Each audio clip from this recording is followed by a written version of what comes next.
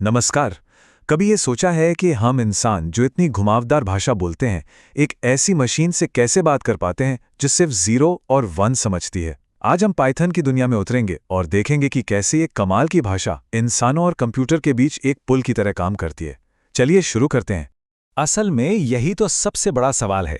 देखिए, कंप्यूटर की अपनी एक भाषा है, बाइनरी, जिसे मशीन लैंग्वेज भी कहते हैं।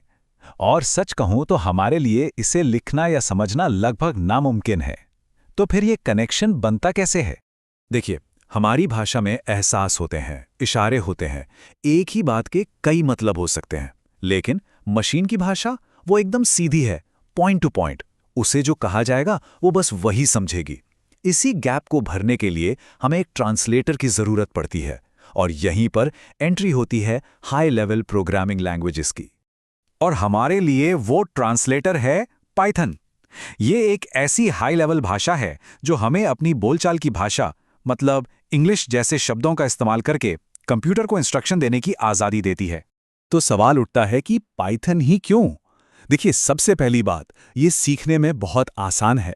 इसके नियम, जिन्हें सिंटैक्स कहते हैं, काफ़ी सिंपल और साफ सुथरे हैं। ऊपर से ये बिल्कुल मुफ्त है।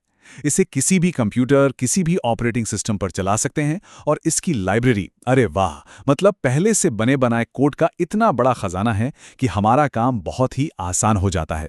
डोनाल्ड नुथ की ये बात कितनी गहरी है। प्रोग्रामिंग सिर्फ लॉजिक और कोड नहीं है, ये एक कला है। अपनी जानकारी, अपनी क्रिएटिविटी का इस्तेमाल करके कुछ नया बनाना, कुछ ऐसा जो काम का हो और सुंदर भी। तो चलिए अब जरा ये समझते हैं कि पाइथन असल में काम कैसे करता है।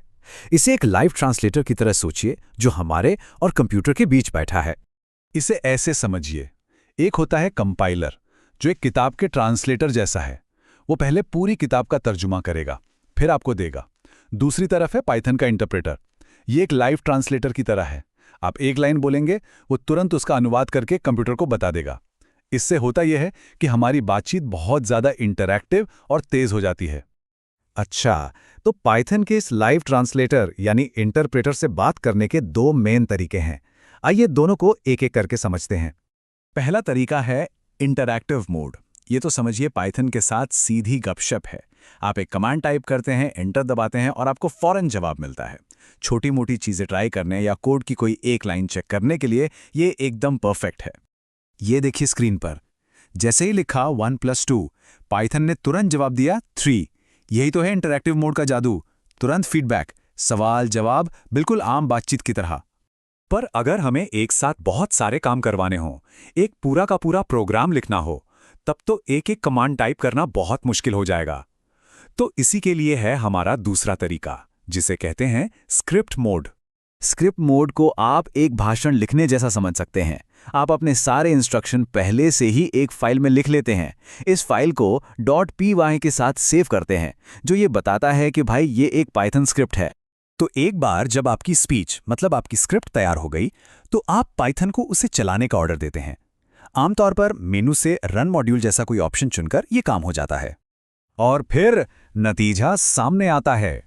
पाइथन पूरी स्क्रिप्ट को एक ही बार में पढ़ता है और जो भी आउटपुट है उसे स्क्रीन पर दिखा देता है, जैसे यहां दिख रहा है, सेव अर्थ और प्रिजर्व फ्यूचर। तो अब हम ये तो जान गए हैं कि पाइथन प्रोग्राम चलाना कैसे है।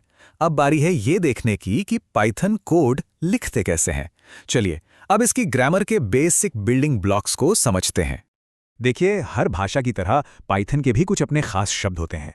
इन्हें कीवर्ड्स कहते हैं।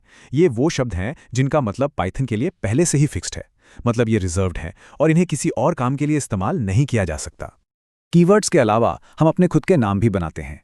जब भी हमें कोई डेटा कहीं रखना होता है या कोई फंक्शन बनाना होता है, तो हम उसे अपनी तरफ से एक नाम देते हैं। इन्हीं नामों को आइडेंटिफायर्स कहा जाता है। लेकिन हाँ, ये नाम रखने के कुछ सिंपल से नियम हैं। नाम हमेशा किसी लेटर या अंडरस्कोर से शुरू होना चाहिए। उसके बाद आप लेटर्स, नंबर या अंडरस्कोर कुछ भी इस्तेमाल कर सकते हैं।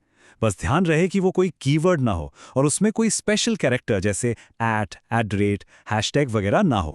एक वेरिएबल इन्हीं आइडेंटिफायर्स का इस्तेमाल करता है। इसे एक लेबल लगे हुए डिब्बे की तरह समझिए। आपने डिब्बे पर एक नाम का लेबल लगाया जो आपका आइडेंटिफायर है, और उसके अंदर कोई जानकारी, कोई वैल्यू रख दी। बस यही वेरिएबल है। लेकिन उस डिब्बे में किस तरह की जानकारी रखी जा रही है? क्या वो कोई नंबर है, किसी का नाम है या कुछ और? यहीं से शुरू होती है डेटा टाइप्स की दुनिया। ये पाइथन को बताते हैं कि हम किस तरह के डेटा के साथ काम कर रहे हैं। पाइथन में एक बहुत ही फंडामेंटल बात है। यहाँ सब कुछ एक ऑब्जेक्ट है, चाहे वो एक नंबर हो या कोई नाम, सब कुछ एक ऑब्जेक्ट है। और हर ऑब्जेक्ट का एक टाइप होता है जिसे हम डेटा टाइप कहते हैं।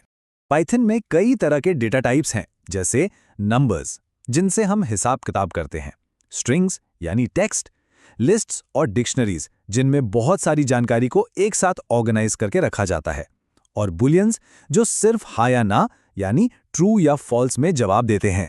हर डेटा टाइप की अपनी एक खासियत होती है और वही ये तय करता है कि उस डेटा के साथ क्या क्या किया जा सकता है। मिसाल के तौर पर नंबरों को जोड़ा घटाया जा सकता है, पर शब्दों के साथ ऐसा नहीं कर सकते, है ना? तो सही डेटा टाइप चुनना एक अच्छा प्रोग्राम बनाने की तरफ पहला कदम है। तो हमने इंसान और मशीन के बीच की दूरी को समझा और देखा कि पाइथन कैसे एक पुल बनता है। हमने बातचीत करने के तरीके और इस भाषा के बुनियादी नियम भी देखे। अब जब कंप्यूटर से बात करने की ये ताकत हाथ में है, तो सवाल ये है कि सबसे पहला इंस्ट्रक्शन क्या होगा?